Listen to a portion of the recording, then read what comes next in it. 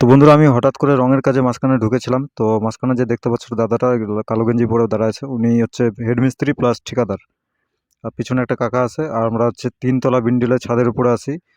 তো আমরা এই যে বাইরের সাইডটা কাজ করলাম, তো পুটিং এর কাজ বাইরের আউটসাইড করলাম। এখন ওই যে দেখতে পাচ্ছ অনেক রাজমিস্ত্রিরা খাবার খাচ্ছে, এই টাইমে খাবার খাই আমরা 1টার দিকে।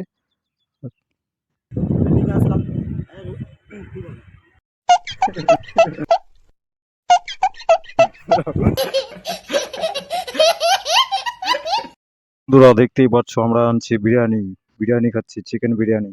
কারণ আমরা হাইফাই মিস্ত্রি, তো তার জন্য হাইফাই খাবার খাই।